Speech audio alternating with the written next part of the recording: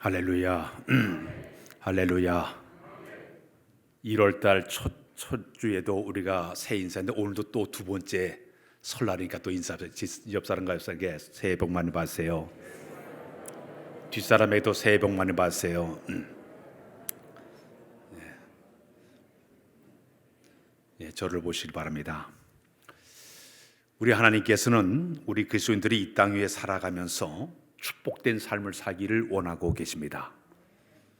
근데 우리 하나님은 우리만 복을 받는 것이 아니라 우리를 통해서 또 많은 사람들에게 복을 나눠주기를 원하고 있습니다. 나만 복 받는 게 아니에요. 나 때문에 다른 사람에게도 이 축복이 전달되기를 원하고 있습니다. 저 대청호가 있습니다.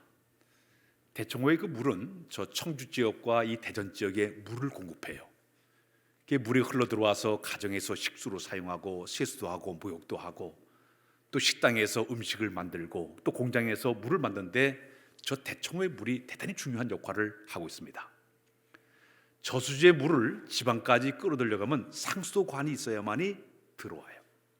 집안에서 틀는 순간 물이 나오게 되었습니다.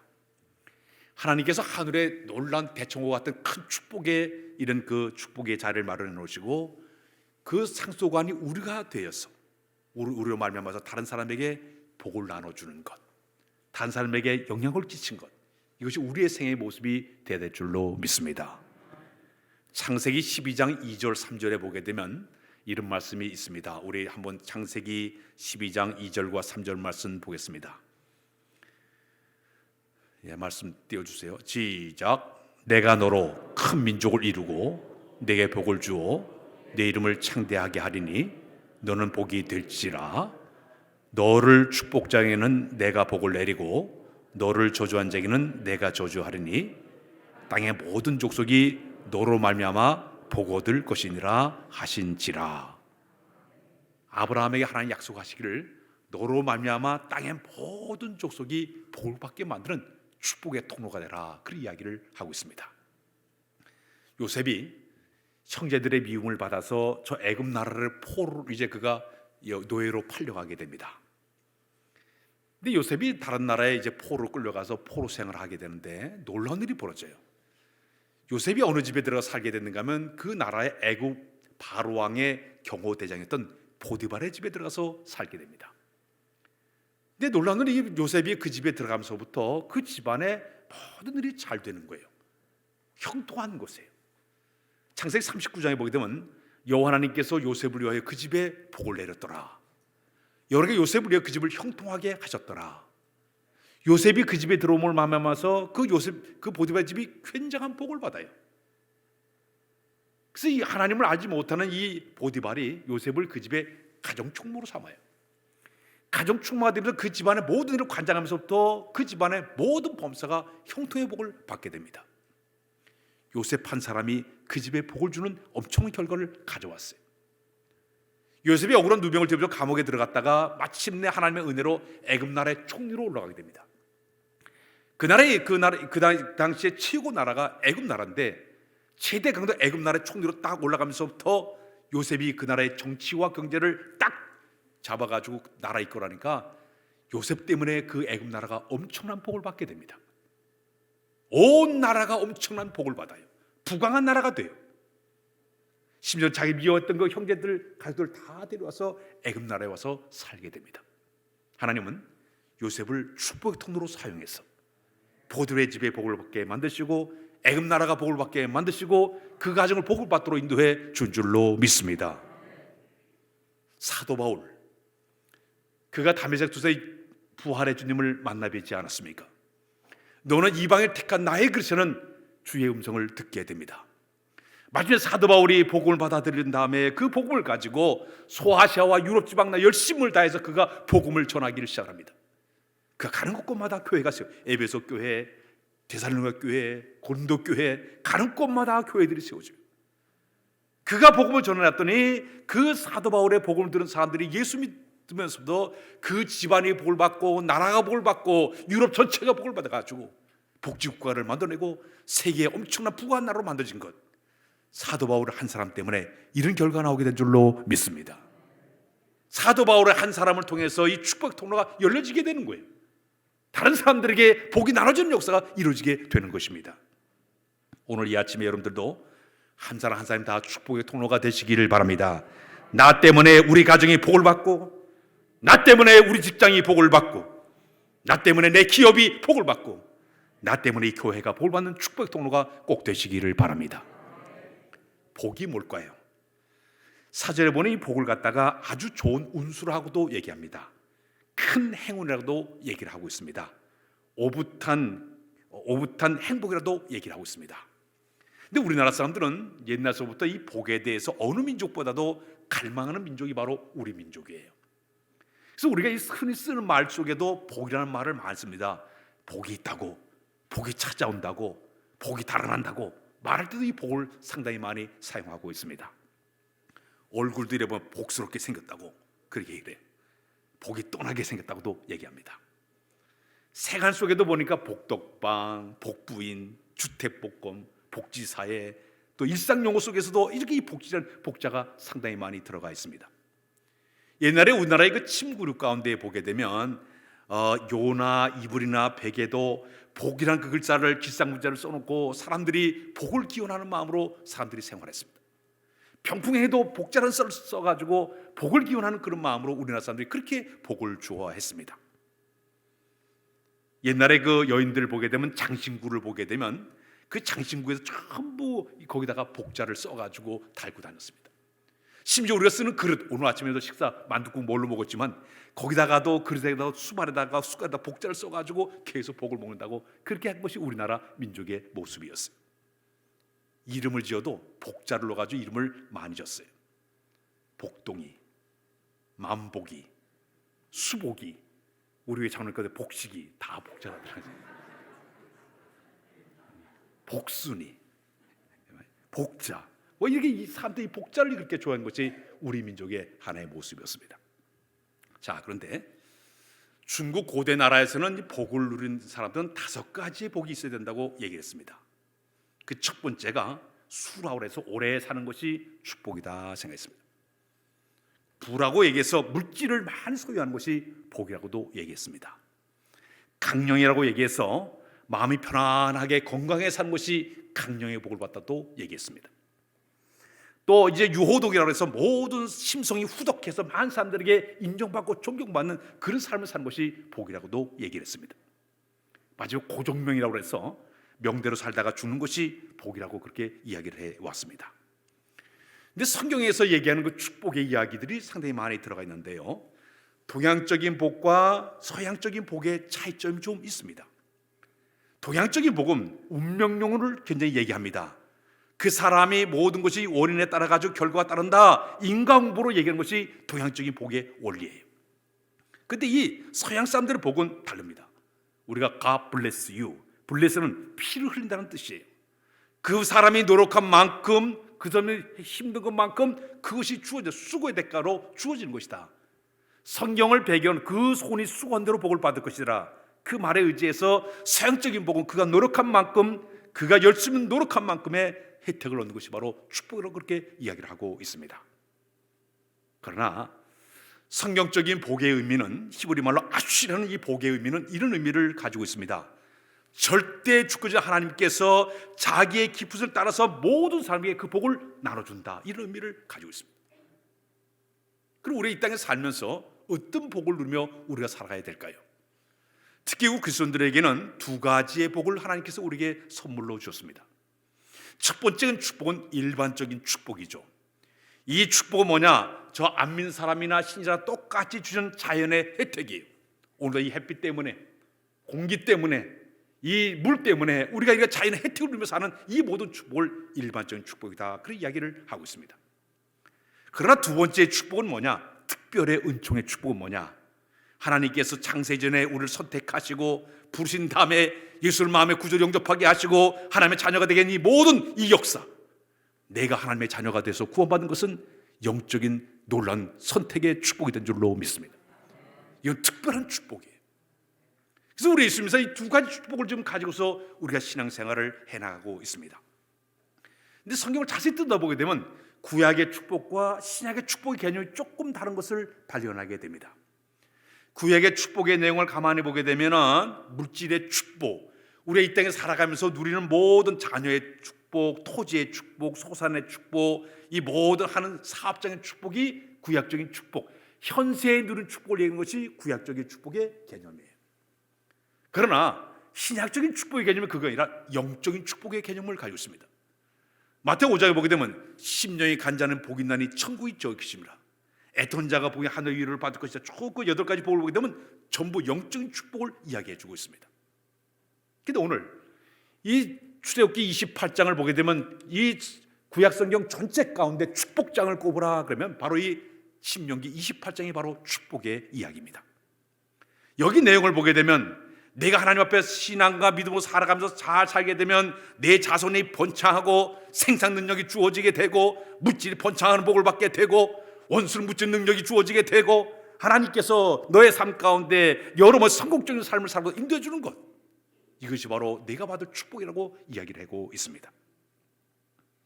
그래서 우리는 이 땅에 살면서 이 구약에 나오는 물질적인 축복도 중요하지만은 우리가 신약에서 얘기하는 이 영적인 축복도 누리며 살아가는 이 삶이 우리의 삶의 목적이 되어야 될 줄로 믿습니다. 이미 세상을 좀 떠났지만은 고 수목의 조용기 목사님이 계신데, 그 목사님이 이 땅에 사시면서 3가지 삼중 축복을 얘기했습니다. 요한 3서 2절에 보면 내 영혼이 잘됨 같이 내가 범사가 잘되고 강론하길 내가 강구하노라, 그런 말이 있어요. 이 말씀을 가지고 삼중 축복이라고 해가지고, 첫 번째는 영혼의 축복을 받아서 구원의 은혜로 위한 영적인 복을 받아라, 이것이 첫 번째 축복이에요. 두 번째는 생활의 축복을 받아서 범사가 잘 돼서 직장과 사업과 모든 자녀와 모든 범사가 되는 이런 생활의 축복을 받아야 되고, 마지막에는 육신의 축복, 강건의 복을 받는 것이 삼중 축복이라, 이걸 강조하신 분이 그분이세요. 그 당시에 수많은 사람들이 그 복을 받으려고 가서 기도하고 간구하고 애쓰면서 그들의 신앙을 지켜왔습니다. 성경을 보게 되면 신구약 전체의 내용을 볼 때 하나님께서 복받은 사람들을 꼽으라, 그 가운데 아브라함의 축복은 어떤 사람이었냐? 그럼 이 땅의 사람들 구약적인 물질 축복도 굉장히 많이 받은 사람이었습니다. 재물의 복을 얼마나 많이 받았지, 그가 소와 양과 낙태와 나귀와 엄청난 그런 재물을 그가 복을 받게 됩니다. 종들을 많이 거느렸습니다. 자기를 지키는 경호원이 380명 될 정도로 엄청난 복을 누린 사람이 바로 아브라함이었습니다. 장수의 복을 누려서 그는 175세에 세상을 떤 사람이 바로 아브라함이었습니다. 세상 사람 누릴 만한 복을 엄청나게 받은 사람이 바로 아브라함이에요. 그러나 그는 영적인 복도 받았습니다. 그의 영적인 축복은 어떤 축복이냐? 아브라함이 이삭을 낳고 이삭이 야곱을 낳고 야곱이 12아들을 낳았습니다. 12아들 가운데 유다지파가 선정이 되고, 유다지파 쭉 가게 되면 유다지파 가운데 다윗왕이 탄생이 되고, 그 다윗왕의 후손 가운데 요셉이 탄생하고 요셉의 아들 가운데 예수님을 탄생하게 만듭니다. 그 예수님 때문에 온 세상의 모든 사람이 예수를 믿기만 구원받아 하나님의 자녀된 축복을 받은 것, 이 지구상의 모든 사람들이 아브라함의 그 탯줄을 통해 태어났던 그 예수님 때문에 영적인 복을 누리게 된 줄로 믿습니다. 그 때문에 이 아브라함은 영적인 축복과 물질의 복을 두 가지를 다 누린 사람이 바로 아브라함이라고 볼 수가 있습니다. 오늘 신명기 28장의 내용을 보게 되면 지금 이스라엘 백성들이 애굽을 탈출을 해서 마침내 가나안 땅에 도착을 하게 됩니다. 요단강만 건너가면 바로 이제 가나안 땅이 시작이 되고 있어요. 요단 동편에 이제 모압 평지에서 그동안 이제 그들이 이끌었던 모세가, 이스라엘 백성들이 제 신세대들이 그 땅을 들어가기 전에 그들에게 하나님의 말씀을 전달하고 있습니다. 자, 너희가 이제 그 땅에 들어가 사는 날 동안에 너희가 복받는 비결이 있다. 신명기 28장을 쭉 들려주면서 여기는 두 가지를 얘기해요. 너희가 복받는 길이 있고 저주받는 길이 있다. 여러분, 이걸 문자적으로 신명기 28장을 해석하게 되면 이건 괜히 무서운 말이에요. 잘하면은 너희가 복을 받지만 잘못하게 되면 저주를 받아. 이것이 모세의 그들에게 한 이야기예요. 적극적으로 하나님 말씀을 순종하게 되면 너희가 복을 받지만은 불순종하게 되면 너는 반드시 저주를 받게 될 것이야. 내가 만약에 하나님 말씀을 적극적으로 다 순종하게 되면 내가 사는 생활 터전에서 들에서도 복을 받고, 그리고 장소적인 복을 받을 뿐만 아니라 자녀와 토산과 가축과 새끼가 복을 받고, 강주리와 떡 번주고 그것이 복을 받고, 들어와도 복을 받고 나가도 복을 받게 된다. 단 이 축복을 모두 받는 비결이 원칙을 분명히 요구하고 있습니다. 그냥 복 받는 것이 아니라 세 가지 원칙을 요구하고 있습니다. 첫 번째는 내가 이 축복의 삶을 누리기 위해서 내가 먼저 할 첫 번째 원칙은 따라서 할까요? 다시 이제 여호와의 말씀을 삼가 들어라. 삼가는 얘기는 주위에서 들으라는 얘기입니다. 네가 이 하나님께 주신 엄청난 복을 받는 비결은 뭐냐면은 여호와의 말씀을 주위에서 잘 들으라는 얘기입니다. 여러분, 우리가 이 세상을 살아가면서 내가 하나님의 음성을 들을 수 있는 것, 성령의 내적인 음성을 들을 수 있는 것은 축복이 되는 줄로 믿습니다. 하나님은 성경을 보게 되면 자기가 원하는 사람을 직접 찾아가서 그들에게 만나주시고 음성을 들으는 얘기가 상당히 많아요. 아브라함에게도 너는 고액과 친척과 아비 집을 떠나라 와서 그에게 찾아와서 이야기를 들려주고 있습니다. 모세에게 호렙산에 찾아오신 우리 여호와 하나님께서는 너는 가서 내 백성 이스라엘을 구원하라 말씀을 들려주고 있습니다.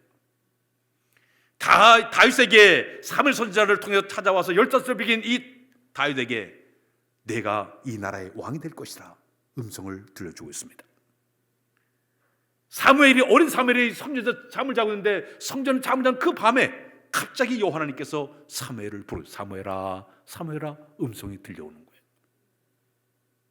하나님께서 원하시는 사람 찾아와서 그의 세미한 음성을 들려주고 있어요. 그 음성을 듣는 방법을 엘리 선지자가 얘기합니다. 너 다시 들려면 주여 내가 여기 있습니다 말씀하옵소서 얘기해라. 그렇게 음성이 들려오는 거예요. 지쳐서 힘들어가지고 로뎀 앞에서 힘들어하는 엘리사에게 우리 하나님께 세미한 음성을 들려주기 위해서 그를 호렙산으로 데려간 다음에 세미한 하나님의 음성을 그에게 들려주지 않습니까? 베드로에게 우리 예수님 찾아오셔가지고 너 나를 따라오너라 내가 너를 사는 어부가 되게 만들어주겠다 음성을 들려주고 있습니다. 부활의 주님은 지금 다메섹에 있는 사울을 찾아와서 너는 이번에 택한 나의 그릇이야 와서 음성을 들려주고 있어요. 그때 그들은 음성이 들려올 때 그 말씀을 그대로 순종하는 마음으로 따랐더니 그들이 모두 하나님 쓰실 만한 사명자로 쓰임받게 된 줄로 믿습니다. 오늘 우리가 이 세상을 살아가면서 우리는 주의 음성을 들으면 귀가 열린 것은 축복인 줄로 믿습니다. 내가 이 땅에 살아가면서 하나님의 거룩한 말씀이 내 귀에 들려오는 것, 말씀을 통해서 아니 꿈을 통해서 성령의 음성을 통해서 내가 음성을 듣는 것은 이건 굉장한 축복이에요. 그러나 문제는 우리의 심령 상태가 문제가 고장이 나게 되면 들을 수 있어도 듣지를 못해요. 내 마음에 불시장적인 잘못된 생각이 들어있고 교만한 마음이 있게 되면요 이 귀가 두꺼워졌기 때문에 음성이 들려오지를 않습니다. 사도 바울이 부활의 주님을 다메섹에 만났을 때 어떤 일이었습니까? 이 사울은요 부활의 주님의 음성이 들려왔어요. 그 옆에 많은 군사들이 함께 따라갔는데 그들은 전혀 음성을 듣지를 못했어요. 그러나 사도 바울은 그 음성을 들었습니다. 소돔과 고모라 성에 천사들이 찾아가서 롯의 가정에 찾아가서 얘기합니다. 이 땅에 하나님께서 이제 불로 심판할 테니 빨리 이 땅을 떠나라고 얘기하고 있습니다. 그러나 롯의 사이들은 그 말을 농담으로 여겼다고 그랬습니다. 그들의 마음에 불시장적인 신앙이 들어있다 보니까 음성이 들려오질 않아요. 농담으로 여겼어요. 안 들었어요. 그들은 다 유황불로 죽음을 당하고 말았습니다. 그래서 성경 말씀을 보게 되면요 요한계시록 2장 29절에 이런 말씀이 있습니다. 시작. 귀 있는 자는 성의 교회들에게 하시는 말씀을 들을지어다. 내가 하나님의 거룩한 음성을 들을 수 있는 것은 축복이 되는 줄로 믿습니다. 주의 음성을 듣기 원하는 노랫말이 있습니다.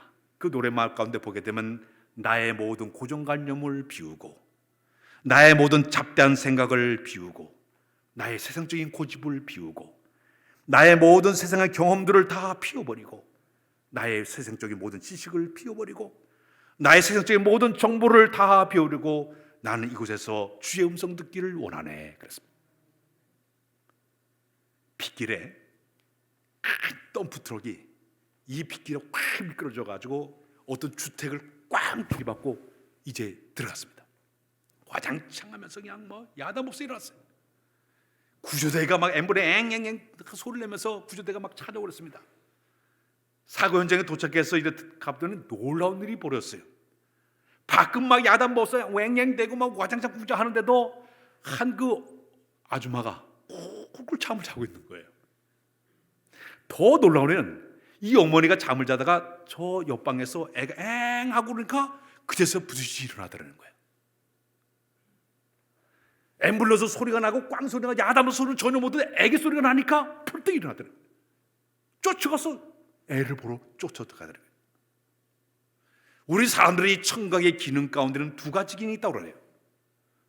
그냥 우리가 들려오는 소리를 감지하는 일반적인 기능이 있지만 듣고 싶은 것만 선별해서 듣는 기능이 있다는 거예요.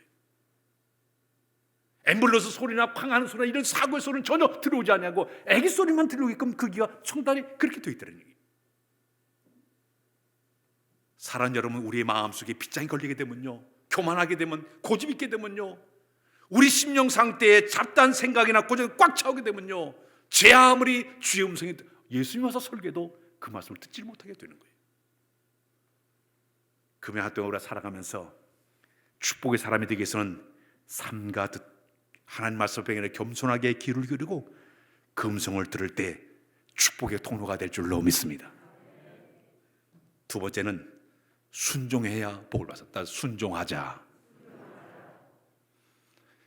오늘 신명기 28장의 축복받는 비결의 그 내용을 가운데 두 번째가 바로 뭐냐면 순종하라는 얘기예요. 순종은 뭐냐? 하나님 말씀을 내가 기꺼이 따르겠다는 이야기입니다. 하나님께 내주신 그 명령을 내가 기꺼이 따르겠다는 얘기예요. 귀로서는 하나님의 음성을 귀담아 듣고 구에는 그 말씀을 그대로 순종하는 행동이 뒤따라야 그것이 바로 축복된 삶을 살아가는 방법이 될 수 있다고 이야기하고 있습니다. 오늘날 우리는 이 시대를 살아가면서 너무나 말씀의 홍수 속에 살아가고 있습니다. 여러분, 우리 교회에 오지 않아도요, 인터넷을 통해서 설교, 수많은 유명한 목사님의 설교 다 들을 수가 있어요.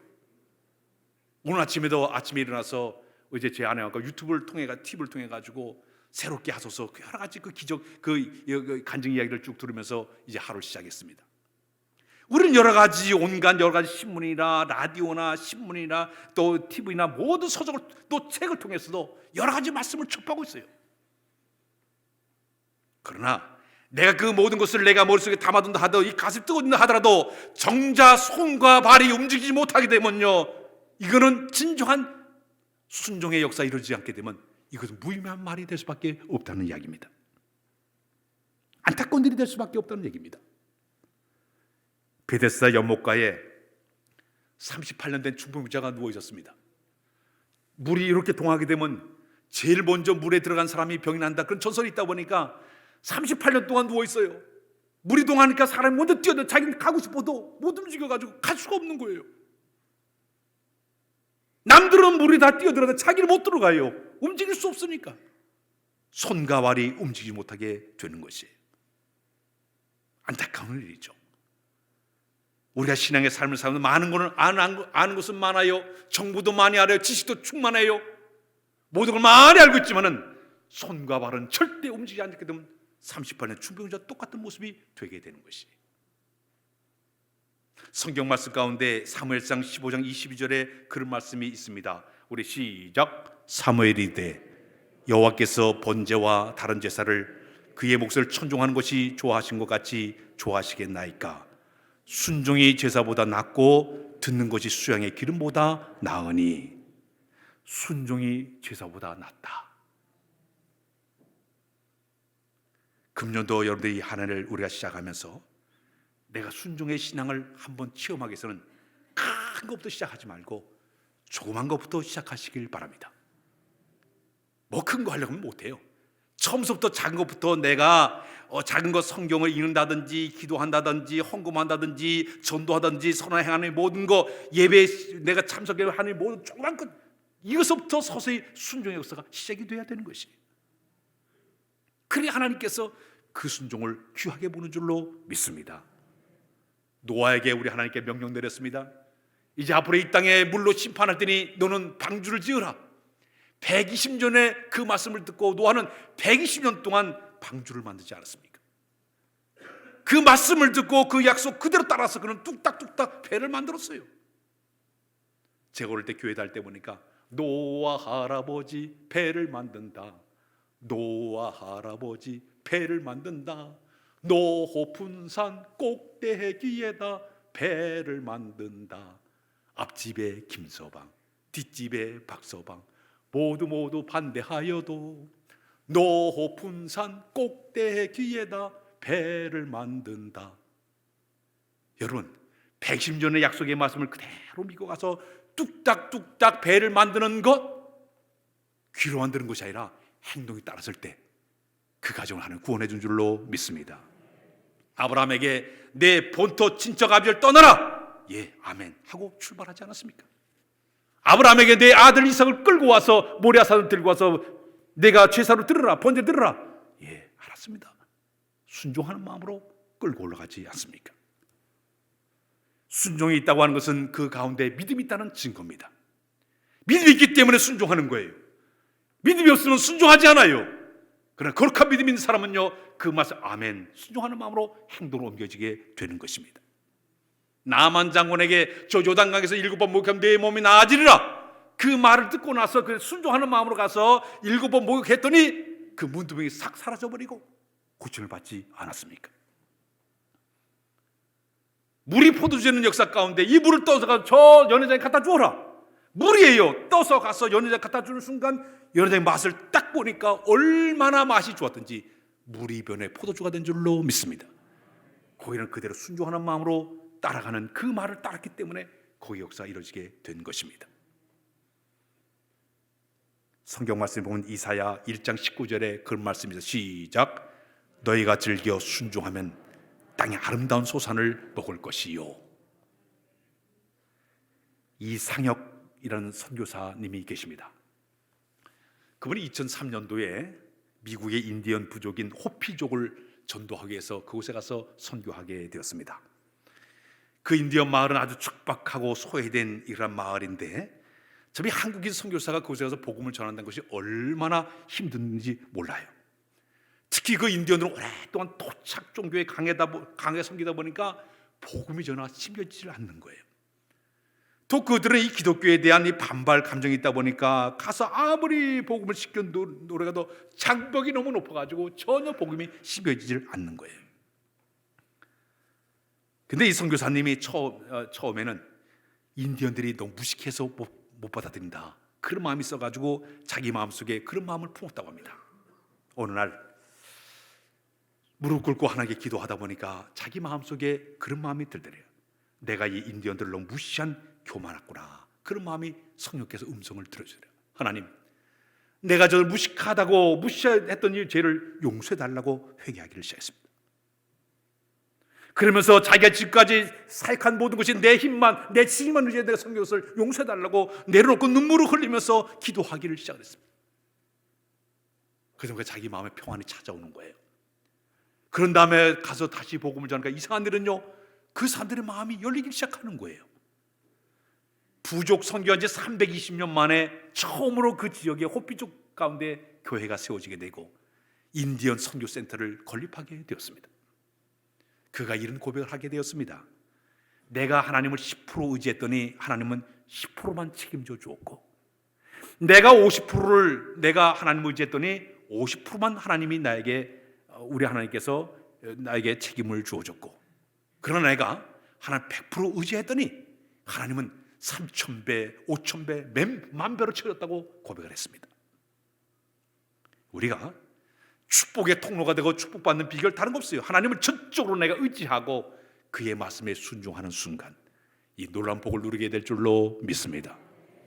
마지막에는 그 명령을 지켜 행하라. 명령을 지켜 행하라. 모세를 통해서 이스라엘에게 주신 명령, 규례, 법도가 뭡니까? 엄청 많아요. 도덕법도 있고 의식법도 있고 시민법도 있고 제사법이 쭉 있어요. 성경 전체 가운데 거기 보기에도 하라고 하는 것이 1537에 하라는 말씀이 들어가 있어요. 하지 말라는 것이 748번이나 하지 말라는 내용들이 들어가 있습니다.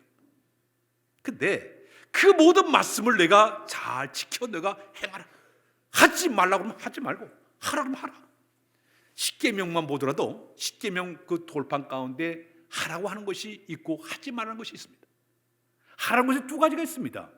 뭐냐면 안식일 기어이 그날을 거룩하게 지켜라. 두 번째는 내 부모를 공경하라. 이건 하라는 거예요. 하지 말라는 것이 8가지예요.